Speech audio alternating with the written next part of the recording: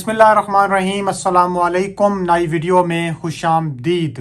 میں امید کرتا ہوں کہ آپ صحت اور ایمان کی بہترین حالت میں ہوں گے۔ امریکہ کے لیے تشویشناک خبر سامنے آ گئی۔ امریکہ کا سب سے بڑا اتحادی سعودی عرب اب چین کی گود میں جا بیٹھا۔ چین کے صدر شی جن پنگ کی جانب سے آج بدھ سے 3 روزہ دورہ شروع کرنے جا رہے ہیں اور 29 ارب ڈالر کی مالیت کے بڑے معاہدے سامنے آئیں گے۔ دوسری جانب اسرائیل کے خلاف فلسطین کے صدر محمود عباس کی جانب سے بڑا بیان سامنے آ گیا۔ اور پھر بات کریں گے روس اور یوکرین کی جنگ میں نیا موڑ سامنے آ چکا ہے۔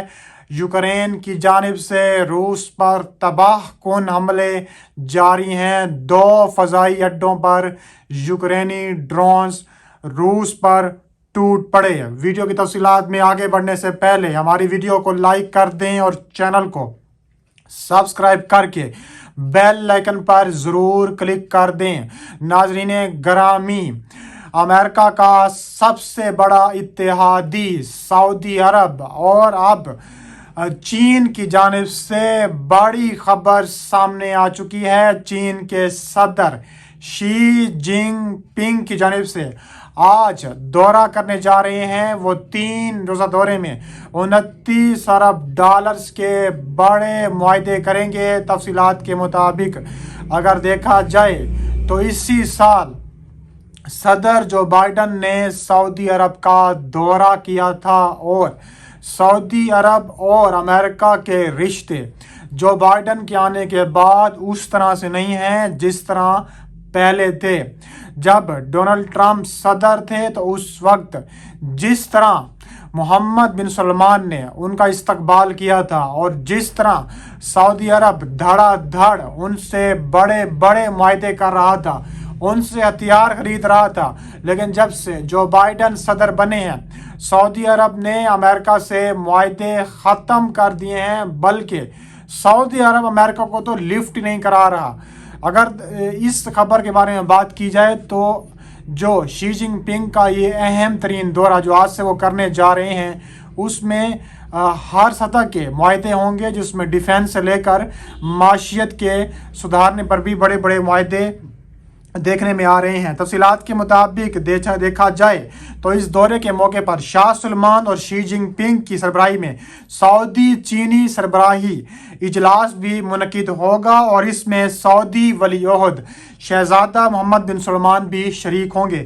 سعودی پریس ایجنسی کے مطابق اس سربراہ اجلاس میں سعودی عرب اور چین کے درمیان ثقافتی تعاون کے فروغ کے لیے شہزادہ محمد بن سلمان اور ایوارڈ کا بھی اجرا کیا جائے گا۔ چین اور سعودی عرب مذکورہ معاہدوں کے علاوہ تصاویراتی شراکت داری کے معاہدے اور مملکت کے ویژن 2030 کو چین کے بیلٹ اور روڈ اقدام کے ساتھ ہم کرنے کے لیے دستخط کریں گے، جس سے امریکہ پر لرزہ طاری ہو گیا ہے۔ امریکہ جو چین کے جو دورہ ہے سعودی عرب اس کو بہت اہم نگاہ سے دیکھ رہا ہے اور امریکہ یہ سمجھ رہا ہے کہ اب سعودی عرب ان کے ہاتھ سے نکل چکا ہے، کیونکہ اب امریکہ کے لیے سعودی عرب ایک سونے کی چڑیا کی حیثیت رکھتا تھا، کیونکہ جتنے ہتھیار سعودی عرب امریکہ سے خرید رہا تھا اتنے کوئی بھی کسی دوسرے ملک سے نہیں خرید رہا تھا۔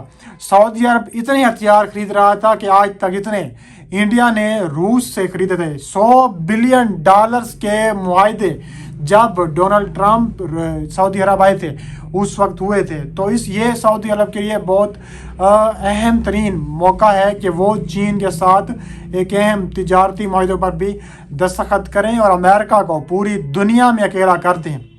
اس کے علاوہ بڑی خبر اسرائیل کی جانب سے نکل کر آ رہی ہے۔ فلسطینی صدر محمود عباس نے منگل کے روز العربیہ چینل کو دیے گئے بیان میں اس بات کی تصدیق کرتے ہوئے کہا ہے کہ اسرائیل کے ساتھ معاہدے موجود ہیں اور ان سے دستبرداری اختیار نہیں کی جا سکتی۔ تاہم ان کا کہنا تھا کہ اسرائیل ہمیں ہمیشہ دھوکہ دیتا ہے اور اسرائیل ہر سال تھوڑا تھوڑا کر کے ہمارے آگے آ رہا ہے، ہمارے زمین پر قبضہ کر رہا ہے۔ ہم کس طرح اسرائیل کے ساتھ مزید معاہدے کر سکتے ہیں۔ اس کے علاوہ عباس نے خبردار کیا ہے کہ فلسطینی اتھارٹی کسی بھی وقت ان معاہدوں سے دستبردار ہو سکتی ہے۔ انہوں نے کہا ہے کہ ہم کسی وقت ان معاہدوں سے دستبردار ہو سکتے ہیں۔ اس کے علاوہ فلسطینی صدر نے مزید کہا کہ فلسطینی اتھارٹی نے قابض ریاست کے تصور کو بیان کرنے اور فلسطینیوں کے حقوق کے لیے بین الاقوامی حمایت کو متحرک کرنے کے لیے بین الاقوامی عدالت انصاف میں ایک درخواست بھی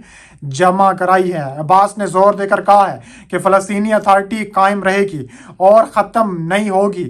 انہوں نے مزید کہا کہ اگر اسرائیل ہماری زمین پر مزید قبضہ کر کیا اور ہمارے ساتھ مزید دراندازی کی کوشش کی، مزید فلسطینیوں پر حملہ کرنے کی کوشش کی، تو ہمارے پاس ایک ایسا ہتھیار موجود ہے جس سے اسرائیل کی نسلیں بھی یاد رکھیں گی کہ جو ہتھیار ہمارے پاس ہے۔ اور کہا جا رہا ہے کہ وہ ایسا ہتھیار ہے جو ایران چھپ کے فلسطین کو پہنچا رہا ہے۔ حضرت عباس نے مزید کہا کہ فلسطینی اتھارٹی بنجامن نیتن یاہو کے ساتھ معاملہ کرے گی جو ممکنہ طور پر اگلی اسرائیلی حکومت کی قیادت کریں گے، تاہم فلسطینی اتھارٹی اسرائیل کے ساتھ کوئی مستقل سمجھوتہ نہیں کرے گی۔ ایک اور تنازع میں فلسطینی صدر نے مزید کہا کہ ہمارے تعلقات شام کی حکومت کے ساتھ اچھے ہیں اور ہمارے درمیان حالات معمول پر ہیں۔ اور اب ہم بات کرنے والے ہیں یوکرینی ڈرونز روس پر قہر بن کر ٹوٹ پڑے ہیں۔